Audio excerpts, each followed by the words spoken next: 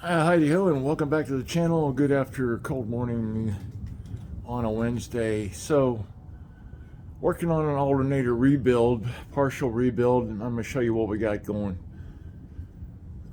So I pulled this is out of the 2006 Dodge Ram 2500 diesel 5.9.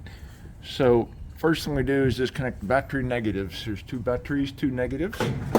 Then here's the alternator partially disassembled. I'm going to show you assembly, and then disassembly be the opposite. But here's the brush set. Brushes are, I was getting intermittent failure, and I was assuming it's the brushes. As you can see, the armature contact point is recessed quite a ways in there, and these brushes are, at least one of them is worn completely out. The other, here's a new set. I got this at my alternator shop for a few dollars. I had it in the glove box for years. I think it's time to replace it. So just two screws, one here, one here. You push it on here and wrap that hoop around the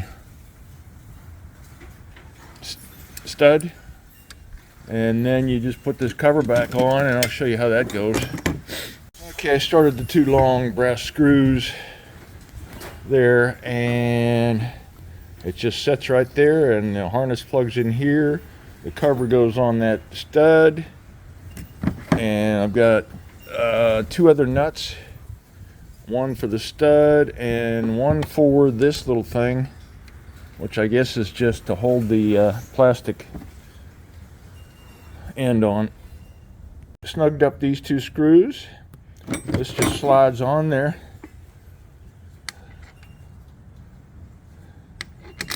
Like so, ski. And we put those parts on. And one screw that I kind of boogered up because I had the wrong Phillips, but I'll put it back like it was. Again, tighten everything before, no, thread everything before tightening anything. So again, thread everything before you tighten anything. This looks like a number 3, but it's really a number 2. That is a 15 millimeter. This is smaller. Let me see what size I need to get that socket on there. That was a 15, that was a 1/2 inch, and then number 2 Phillips. That's all there is to the brush set change out, and as long as you don't have any squeal from a bad bearing, that's the most of the common thing that fails. I mean, it's a wearing part. I mean, you can spend $150 to $400 for a new alternator, or you can just change the brushes out for maybe 10 and some labor. I may end up keeping a $100 spare in the back toolbox just in case this craps out on a road trip. All right, so we're going to put her back in there. I'm going to grind down the boss a little bit on the alternator to fit in their bracket because it was super tight getting it off. Added some oil, gear oil to my studs. You can use whatever you got, anti-seize or nothing if you're in a salt-free environment. You can see that, but I had to use a rubber mallet and get that. Those brackets and alternator are super tight, probably OEM, I don't know. 228,000 mile, 15 millimeter. Now I'm going to snug them up. I put the I took the air box out too because I couldn't get it out of there once I got loose. So air box is 2 rubber grommets and a little 10 millimeter, I think it was. I used my pliers on that. Got those on. It's a 1/2 inch nut on the stud for the positive wire. Next thing will be air box. I got to go under and release my tensioner pullback tool and clean the battery terminals, and then connect the batteries last. So here's my battery terminal cleaner. These are round posts, so this is a round post cleaner, male and female. There's the male in focus, and over here we got the all cleaned up, nice and shiny. I'll put some grease on top when we're done. Put them both together, 1/2 inch. So anyway, double checking my work.